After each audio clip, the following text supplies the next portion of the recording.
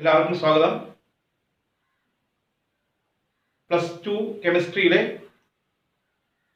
Chemical kinetics എന്ന ചാപ്റ്ററിലെ 5ാമത്തെ ക്ലാസ്സാണിത്. ഈ ക്ലാസ്സിൽ നമ്മൾ ഡിസ്കസ് ചെയ്യാൻ ഉദ്ദേശിക്കുന്നത് ഈ ചാപ്റ്ററിലെ പ്രോബ്ലവുമായിട്ട് ബന്ധപ്പെട്ട കാര്യങ്ങളാണ്. പ്രോബ്ലം ചെയ്യാൻ എന്തൊക്കെ അറിയണം എന്ന് ചോദിച്ചാൽ മിനിമം ഇത്രയും ഫോർമുലകളെങ്കിലും അറിഞ്ഞിരിക്കണം. അതിൽ ഒന്നാമത്തെ formula k equal to 2.303/t into log r0/r എന്നൊരു ഫോർമുല. ഈ ഫോർമുലയുടെ പ്രത്യേകത, ക്വസ്റ്റ്യനിൽ ഇനിഷ്യൽ കോൺസെൻട്രേഷൻ എന്ന് തന്നിരുന്നാൽ അത് r0 ആണ്. ഇനി r എന്താണെന്ന് ചോദിച്ചാൽ നിങ്ങൾ മനസ്സിലാക്കേണ്ടത് r is the final concentration എന്ന് പറയുന്നതിൽ തെറ്റില്ല. പക്ഷെ എന്നാലും നിങ്ങൾ മനസ്സിലാക്കേണ്ടത് R is the concentration of reactant at the time t എന്ന് വെച്ചാൽ t എന്ന സമയത്ത് ബാക്കി ഇരിക്കുന്നത് എത്രയാണോ അതിനെയാണ് R എന്ന് പറയേണ്ടത്. ഓക്കെ, t എന്ന സമയത്ത് ബാക്കി വരുന്നത് എത്രയാണോ അല്ലെങ്കിൽ t എന്ന സമയത്ത് എത്രയുണ്ട് എന്ന് പറയുന്നതാണ് R എന്ന് ഉദ്ദേശിക്കുന്നത്. ഓക്കെ, ഒരു ഉദാഹരണം, ചില ക്വസ്റ്റ്യനിൽ ഒരു റിയാക്ഷൻ 30% കംപ്ലീറ്റ് ആയി, 30% കംപ്ലീറ്റഡ് എന്ന് പറഞ്ഞാൽ അതിന്റെ അർത്ഥം എന്താണെന്ന് ചോദിച്ചാൽ 30% കംപ്ലീറ്റ് ചെയ്യണമെങ്കിൽ നേരത്തെ 100% ഉണ്ടായിരിക്കണം. അപ്പൊ എങ്കിൽ അവിടെ R0യുടെ വാല്യൂ 100 ആണ്. ഇനി 30% കംപ്ലീറ്റ് ചെയ്തു എന്നാണ് പറഞ്ഞതെങ്കിൽ 30% കംപ്ലീറ്റ് ചെയ്യുന്നുവെങ്കിൽ ബാക്കി എത്ര ശതമാനം ഉണ്ടായിരിക്കും? ബാക്കി 70% ഉണ്ടായിരിക്കും. അപ്പൊ എങ്കിൽ അവിടെ R-ന്റെ വാല്യൂ 70 ആണ്. ഓക്കെ, ഇനി ചില ക്വസ്റ്റ്യനിൽ ഇങ്ങനെ പറയും 30% മാറി. രണ്ടും തമ്മിലുള്ള വ്യത്യാസം ഓർമ്മിച്ചോണം. 30% കംപ്ലീറ്റഡ് എന്ന് വെച്ചാൽ ഉദ്ദേശിക്കുന്നത് 30% കംപ്ലീറ്റ് ചെയ്തു, ബാക്കി 70% അവിടെ ഉണ്ട് എങ്കിൽ ആ 70%നെയാണ് R എന്ന് ഉദ്ദേശിക്കുന്നത്. ഇനി വേറെ ചില ക്വസ്റ്റ്യനിൽ ഇറ്റ് ഈസ് കൺവേർട്ടഡ് ഇൻടു 30% എന്ന് എഴുതിയിരുന്നാൽ, അതായത് 30% മാറി എന്ന അർത്ഥത്തിൽ എഴുതിയിരുന്നാൽ ഉദ്ദേശിക്കുന്നത് അവിടെ R-ന്റെ വാല്യൂ 70 അല്ല, R-ന്റെ വാല്യൂ 30 ആണെന്ന് ഓർമ്മ വേണം. ഓക്കെ, അപ്പൊ അത് ആ ക്വസ്റ്റ്യൻ വ്യക്തമായി വായിച്ച് മനസ്സിലാക്കണം. പിന്നെ നിങ്ങൾക്ക് വ്യക്തമായി, അതായത് ഒന്നുകൂടെ വായിച്ച് നോക്കണം. 30% ആയി മാറിയെന്നാണോ എഴുതിയിരിക്കുന്നതെങ്കിൽ അവിടെ പിന്നെ R-ന്റെ വാല്യൂ 30% ആണ്. 30% കംപ്ലീറ്റ് ചെയ്തു എന്ന് പറഞ്ഞാൽ ഉദ്ദേശിക്കുന്നത് അവിടെ R-ന്റെ വാല്യൂ ബാക്കിയുള്ള 70 ആണെന്ന് ഓർമ്മിച്ചോണം. So R is the concentration of the reactant at the time t. t എന്ന സമയത്ത് ബാക്കിയുള്ളത് എന്താണോ അതിനെയാണ് R എന്ന് പറയേണ്ടത്. ഇനി t എന്ന് വെച്ചാൽ ടൈം ആണ്, k എന്ന് വെച്ചാൽ റേറ്റ് കോൺസ്റ്റന്റ് ആണ്. ഇത് ഫസ്റ്റ് ഓർഡർ, ഇത് 0 order, k equal to r0 minus r/t. അവിടെയും ഈ ടേംസ് ഇത് തന്നെയാണ് ഉദ്ദേശിക്കുന്നത്. ഇനി ചില ക്വസ്റ്റ്യനിൽ ഫസ്റ്റ് ഓർഡർ ആണെന്നോ 0 ഓർഡർ ആണെന്നോ ക്വസ്റ്റ്യനിൽ വ്യക്തമായി പറയാറില്ല. അപ്പൊ നിങ്ങൾ ഏത് ഫോർമുല ഇട്ട് കാര്യങ്ങൾ ചെയ്യും എന്ന് ചോദിച്ചാൽ, അപ്പൊ അവിടെ നിങ്ങൾ നോക്കേണ്ടത് അവിടുത്തെ റേറ്റ് കോൺസ്റ്റന്റിന്റെ വാല്യൂ ആണ്. ക്വസ്റ്റ്യനിൽ കൃത്യമായി ഫസ്റ്റ് ഓർഡർ എന്ന് പറയാതിരിക്കുകയോ അല്ലെങ്കിൽ 0 ഓർഡർ എന്ന് പറയാതിരിക്കുകയോ ചെയ്താൽ അവിടെ വേറൊരു സൂചന ഉണ്ടായിരിക്കും. അവിടെ റേറ്റ് കോൺസ്റ്റന്റിന്റെ വാല്യൂ തന്നിരിക്കും. ആ റേറ്റ് കോൺസ്റ്റന്റിന്റെ വാല്യൂ എത്രയാണെങ്കിലും അതിന്റെ അറ്റത്തുള്ള യൂണിറ്റ് നോക്കുക. യൂണിറ്റ് സെക്കൻഡ് റേസ് ടു -1 ആണെങ്കിൽ നിങ്ങൾ ഫസ്റ്റ് ഓർഡറിലാണ് ചെയ്യേണ്ടത്. ഇനി അതേസമയം unit mole, litre raise to -1, second raise to -1 ആണ് കിടക്കുന്നതെങ്കിൽ അവിടെ 0 ഓർഡർ ആണെന്ന് ഓർമ്മിച്ചോണം. ഓക്കെ, അപ്പൊ നിങ്ങൾക്ക് ഫോർമുല സെലക്ഷനിൽ പിന്നെ അവിടെ ഫസ്റ്റ് ഓർഡർ ആണെന്നോ 0 ഓർഡർ ആണെന്നോ ക്വസ്റ്റ്യനിൽ പറയാതിരുന്നാൽ നിങ്ങൾ റേറ്റ് കോൺസ്റ്റന്റ് വാല്യൂ ആണ് നോക്കേണ്ടത്. റേറ്റ് കോൺസ്റ്റന്റ് വാല്യൂ എത്രയോ ആയിക്കോട്ടെ, കൂടെയുള്ള യൂണിറ്റ് നോക്കുക. യൂണിറ്റ് സെക്കൻഡ് ഇൻവേഴ്സ് ആണെങ്കിൽ അല്ലെങ്കിൽ സെക്കൻഡ് റേസ് ടു -1 ആണെങ്കിൽ അവിടെ ഫസ്റ്റ് ഓർഡറിന്റെ കാൽക്കുലേഷൻ ആണ് ചെയ്യേണ്ടത്. ഇനി unit mole, litre raise to -1, second raise to -1 ആണെങ്കിൽ അത് 0 ഓർഡറിന്റെ കാൽക്കുലേഷൻ ആണ് ചെയ്യേണ്ടതെന്ന് ഓർമ്മ വേണം. ഓക്കെ, ഇനി ഓർമ്മിക്കേണ്ട ഫോർമുലകൾ ഹാഫ് ലൈഫ് പീരീഡുമായി ബന്ധപ്പെട്ടാണ്. T half equal to 0.693 k എന്നൊരു ഫോർമുല ഓർമ്മിക്കുക. അത് ഫസ്റ്റ് ഓർഡറിന്, അതുപോലെ തന്നെ 0 ഓർഡറിന് T half equal to concentration R0/2k. Okay, പിന്നെ അറീനസ് ഇക്വേഷനുമായി ബന്ധപ്പെട്ട പ്രോബ്ലം വരാം. എയുടെ വാല്യൂ ഒക്കെ കണ്ടുപിടിക്കാൻ, അറീനസ് പാരാമീറ്റർ കണ്ടുപിടിക്കാനൊക്കെ ചോദിക്കാം. k equal to a into e raised to minus ea/rt എന്നോ അതിനെ മോഡിഫൈ ചെയ്ത, സിംപ്ലിഫൈ ചെയ്ത log k equal to log a minus ea/2.303 എന്ന ഫോർമുലകളൊക്കെ ചോദിക്കാം. ഇനി അതുപോലെ തന്നെ രണ്ട് ടെമ്പറേച്ചർ തന്നിട്ട് അതിന്റെ റേറ്റ് കോൺസ്റ്റന്റുമായി ബന്ധപ്പെട്ട പിന്നെ എനർജി ഓഫ് ആക്ടിവേഷൻ കണ്ടുപിടിക്കാനൊക്കെ ചോദിക്കാറുണ്ട്. ഈ ഫോർമുല ഉപയോഗിച്ച് log k2/k1 equal to ea/2.303r into t2 minus t1/t1 t2. അപ്പൊ ഇത്രയും ഫോർമുലകളാണ് സാധാരണ നമുക്ക് പ്രോബ്ലം ചെയ്യാൻ സാധാരണ തരാറുള്ളത്. ഓക്കെ, അപ്പൊ ഇനി ഒരു സാമ്പിൾ നോക്കാം. ഒരു ക്വസ്റ്റ്യൻ ശരിക്കും വായിക്കാം. The rate constant of A, ഇത് നമ്മുടെ നോട്ട് ബുക്കിൽ എഴുതി ചെയ്യണം ഇതെല്ലാം. The rate constant of A first order reaction is 60 second inverse. How much time will it take to reduce the initial concentration of reactant to its 1/16th value? Okay. Question ഒന്നുകൂടെ വായിക്കാം. Not ബുക്കിൽ എഴുതി ചെയ്യണം. The rate constant of a first order reaction is 60 second inverse, second raised to minus 1. How much time will it take to reduce the initial concentration of reactant to its 1/16th value? Okay. അപ്പോൾ എങ്കിൽ നിങ്ങൾ ഇതിൽ ഏത് formula ഉപയോഗിക്കും?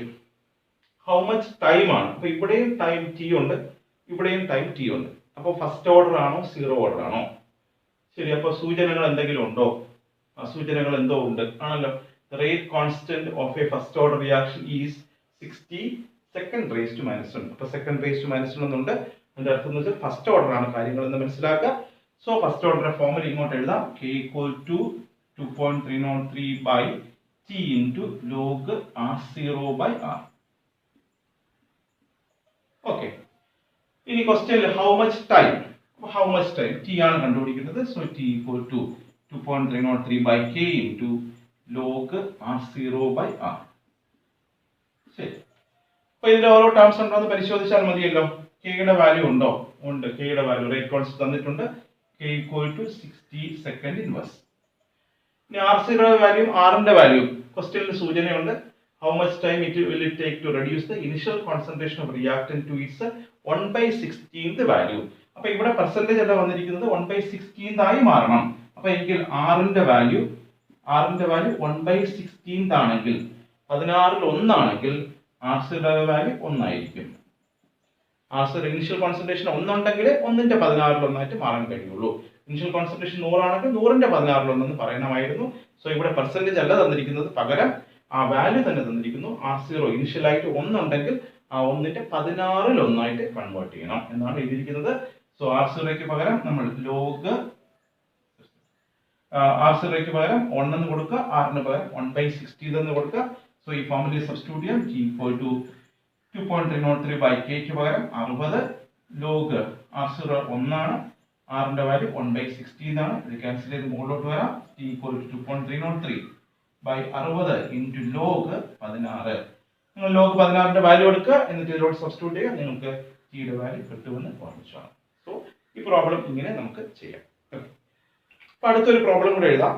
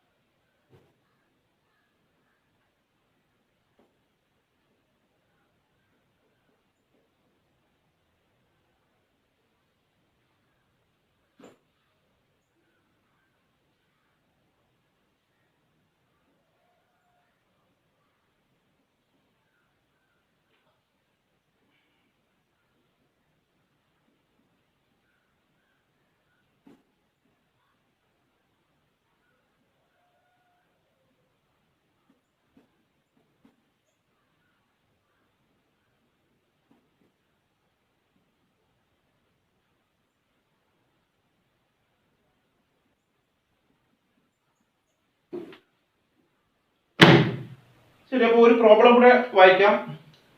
The rate of a reaction quadruples. അപ്പോൾ നിങ്ങൾ doubles എന്ന് കേട്ടിട്ടുണ്ട്. അപ്പോൾ 2 മടങ്ങ് ഇരട്ടിയായി മാറിയാൽ ഡബിൾസ് എന്ന് പറയും, 4 മടങ്ങായി മാറിയാൽ ക്വാഡ്രപ്പിൾസ് എന്ന് പറയും. When the temperature changes from 293 Kelvin to 313 Kelvin, calculate the energy of activation. Okay, question ഒന്നുകൂടെ വായിക്കാം.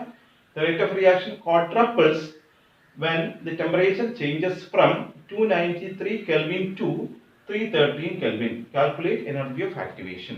ഓക്കെ, അപ്പൊ ഞാൻ പറഞ്ഞു ക്വസ്റ്റ്യനിലെ ഡബിൾസ് എന്നാണ് കാണുന്നതെങ്കിൽ ഇരട്ടിയായി മാറുന്നു എന്നാണ്.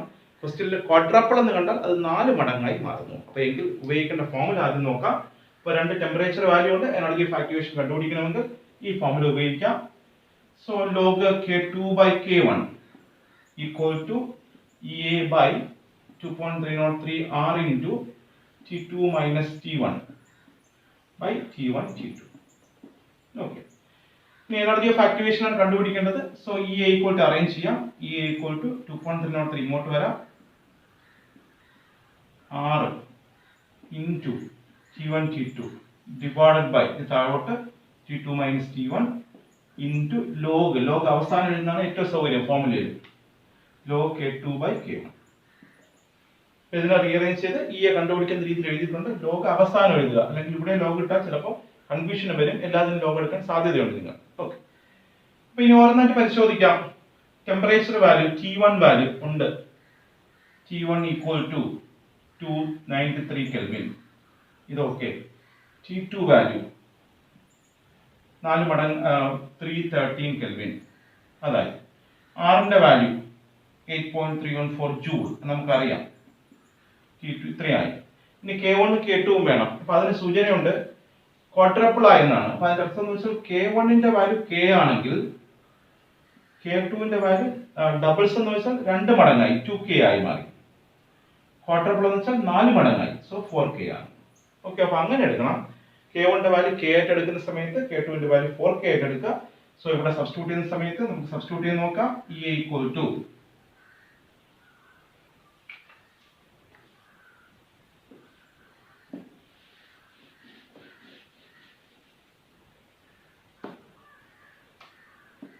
സബ്സ്റ്റിറ്റ്യൂട്ട് നോക്കാം. EA ഈക്വൽ ടു 2.303 ഇൻറ്റു ആറിന് പകരം 8.314 ഇൻറ്റു T1 പകരം 293 ഇൻറ്റു T2 പകരം 313 divided by T2 minus T1 313 minus 293 into log K2 പകരം 4K,